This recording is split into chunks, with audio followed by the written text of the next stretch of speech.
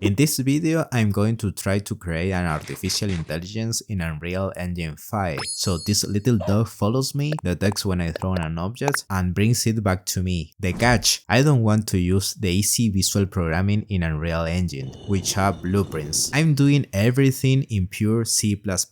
This means a single missing semicolon can make the dog walk through walls, fly into outer space, or completely crush my computer. The video will end when I manage to throw this stick, the dog runs after it, picks it up, and comes back. Let's see if I end up creating Lassie, or if I end up creating my old dog who absolutely hated fetching sticks. Alright, so this is my Unreal project where I'm learning about AI. We start with this character who is our companion. Yeah, I know it doesn't look like a dog right now, but it will have the functionality we want, and we'll make it look more like a dog later. One important thing to know is that I'm still learning. I'm not an expert in gaming AI or C++, but hey, I'm going to give it my best shot to make this dog. Right now, it doesn't move. In fact, it does pretty much nothing because it literally doesn't have a brain. To achieve our first goal, which is making it follow us, we need to build a brain for our AI. The brain will be in charge of controlling behavior, perceiving things, and other awesome functions we'll see throughout the video. But why I not make the things easy and just tell the AI where to move? Well, we could program a quick visual example. The simplest solution is to place a walkable zone called NavMesh, get the player's information, and move our AI dog to that position. For this, we use a function called moveToActor. And here we have a dog, even if it doesn't look like one, following us not stop. We move and it's right behind us. It always knows exactly where we are. And it just doesn't feel right. It feels super robotic and fake. And that's how you get the worst programmed AI in the history of Unreal Engine 5. The problem with this solution is that we are using blueprints, and also it just feels dumb and poorly made. For this video, I want our AI to feel as smart as we can possibly make it. Let's think about how a real dog behaves. Of course, all dogs are different, but we can find a middle ground for a canine intelligence. In this project, we want our dog follow us, but not the exact millisecond we take a single step. Nobody wants an annoying, obsessed dog following them every second. We want it to be more independent and make choices like in real life. In other words, we want the AI to feel as natural as possible. So let's delete this example and move on. To make the AI feels natural, we need to think about our dog's behaviors and actions. First, let's look at the actions. To reach our goal, we need our dog perfectly do three specific things: follow, stay, and fetch the stick. For these actions, I created a base class called companion action, and then I inherited our required actions from it. Right now, our action just exists, but they need to be executed at some point. So let's talk about what we are missing. Behavior. AI behavior is the easiest part to plan. First, the dog needs to know what's around it and act accordingly. It needs to pick the best action based on the context and then execute it. For example, we move and the dog has to follow us. I've said a lot of important things in a very short time. Behavior is the job of the behavior tree. This thing right here runs our AI dog's behavior. And keep in mind, even though it looks like a blueprint, we are only using a visual map. Every single task and condition you see here was programmed from scratch in pure C++. Simply put, the behavior tree is our dog's brain. As you can see in this visual tool, the dog's brain looks really simple, but is solving a lot of things at the same time. We have a few problems the dog's brain needs to handle. First, our brain needs to know the game's context, then how to choose actions, and finally how to execute them. You can think of context as the most important information the dogs need to know. Another problem is that we need to update this context constantly. we could use the tick function, which many of you know equals 1 frame. If the game runs at 60 FPS, a tick is about 16 milliseconds. And what's the problem with using tick? It's super fast and expensive. It will work, but to me, it feels like trying to kill a fly with a bazooka. That's why I dropped it and went with a slower, cheaper, but perfect solution, using services. This green bar is the service that updates our context. Alright, our context is updating now. Now, another problem. What are these purple nodes right here? These nodes are tasks, things our dogs need to do. The brains only needs to think of the best action and then do it, nothing else. To make this happen behind the scenes, I designed a C++ class that is the true core of the architecture, the companion utility component. This star component is in charge of processing all the context and calculating which is the best skill to run based on scores, which we'll talk about in a minute. Everything is centralized, clean, and efficient. That being said, let's talk about the action again. The first and most basic one is making the dog follow us in the most natural way possible, not like an obsessed dog. To do this, we need a few things. The famous nut mesh, which is the zone where the dog can move. Making sure the spot the dogs want to move to is valid, and making the dog less obsessed so it doesn't glue itself to us. It's still going to be a little obsessed, but we are fixing it. Now that we have a nut mesh and the action, we hit a wall. How do we keep the dog at a certain distance without doing manual math all the time? I did some research, and the best answer is using EQS. It helps the AI analyze the environment and make tactical decisions. Or at least that's what the Unreal Engine documentation tells me. Let's go back to Unreal, right click,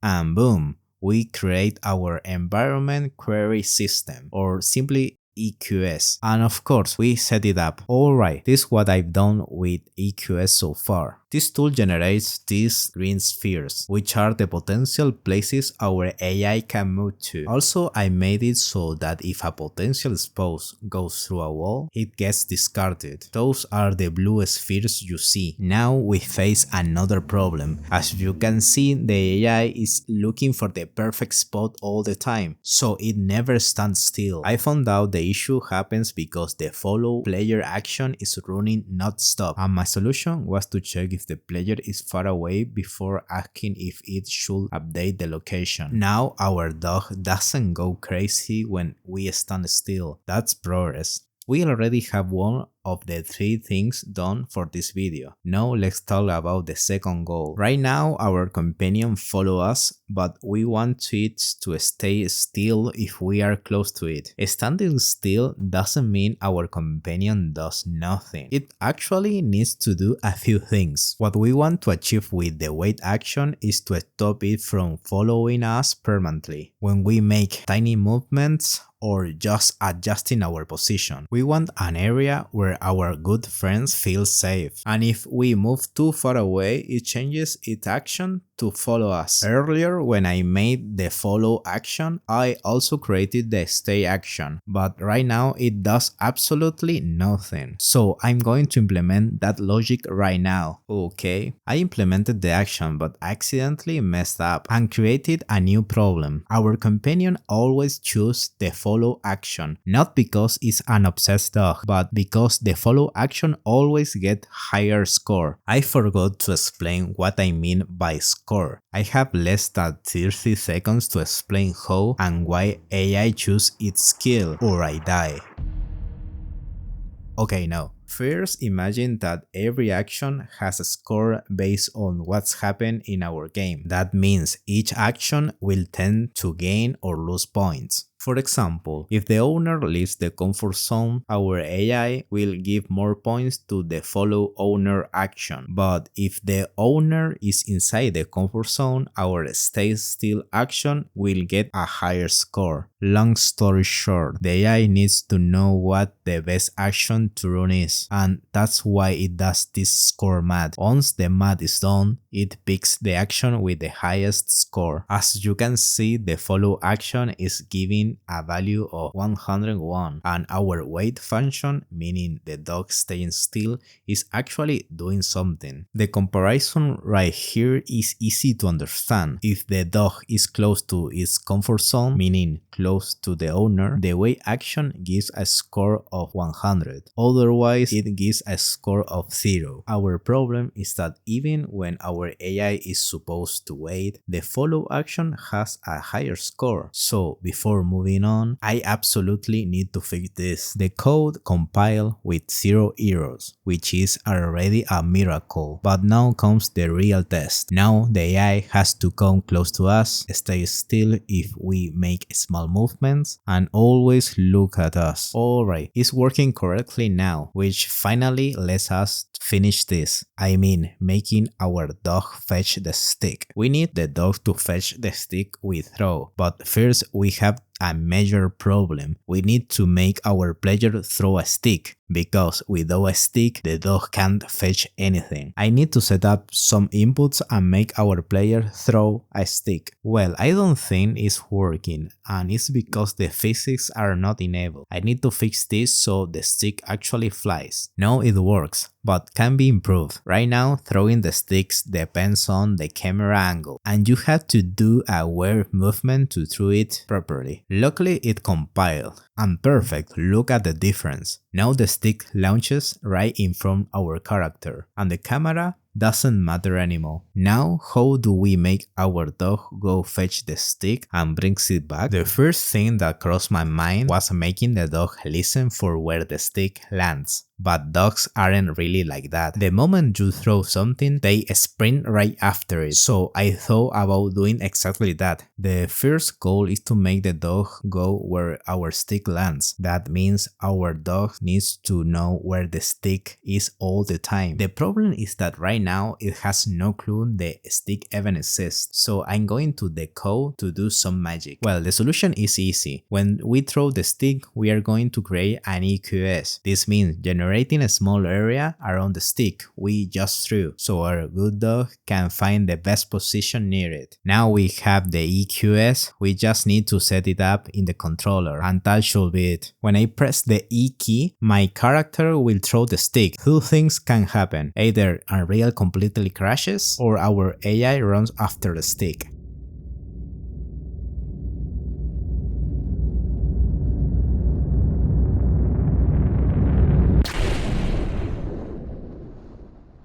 I thought the engine was going to blow up, but luckily our dog went straight for the stick. Now our next obstacle is getting it to pick it up. Right now, our dog just stands next to the stick and doesn't know what to do. The next step is making it grab the stick and come back to us, so we can finally grab up this video. But don't you think our dog doesn't really look like a dog? To be honest, I'm terrible at 3D modeling, so I'm going to use existing game assets, but I'm going to try to make the animations myself using Blender. This beautiful program right here. Blender will help us make our dog's animations. Alright, after an hour I have these two animations, which are enough for this project. An idle animation for when our dog is staying still, and this other animation right here for when it has to follow us or fetch the stick. Let's head back to Unreal. Okay, I imported everything into our project, but we have a huge problem. Now we need to implement this art and change this into an actual dog. Now that we finally have our dog, we are down to the last barrier, making the dog grab the stick and brings it back. While setting up the stick, I notice it passes right through walls. Must be because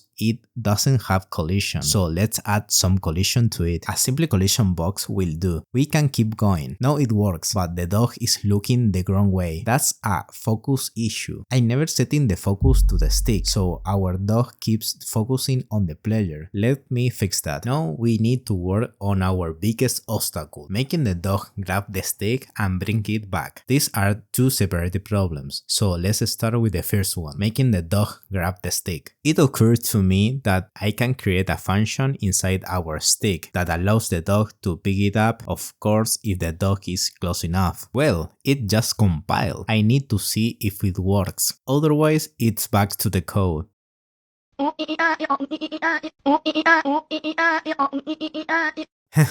The dog is spinning around like the spinning cat meme. Okay, I have to go back to the code to fix a few things. First, the focus. When it grabs the stick, the focus isn't clearing, so the dog keeps looking for the stick. Since it's already right there in its mouth, it just spins around like crazy. And the other thing I need to do is the action to come back and drop the stick. Right now, our good dog comes back to our side, but is returning because of the follow action, not because of a return with the stick action. This happens because once the dog grabs the stick, the follow action becomes the action with the highest score again. Now, to keep this video from lasting forever, I'm going to use the exact same logic we have for the dog following us to make it back come to our side. The only changes I'm going to make are creating an EQS closer to the player and making the dog drop the stick when it gets near, but the return logic is the same as the follow player action. Alright, we are in the home stretch. Our dog needs to drop the stick, so we made the drop function right here. And as you can see, the follow and return functions are practically the same. And right here, rushing through the code to finish the video, I committed a cardinal sin of programming, the dry principle, don't repeat yourself. I'm repeating myself. I have 3 different functions running 3 almost identical EQS. If a senior engineer sees this, they'll take away my programmer card. So in the next video, I'll have to refactor this code to clean it up into a single generic function. But for now, let's move to the final test. I hope our code works, or I'm going to have to spend another 2 hours fixing everything. As you can see, the follow and stay action are working perfectly. Now for the real test. I'm going to press the E key and our good friend has to go to get the stick and brings it back. That's the best case scenario. It could also explode. You never know.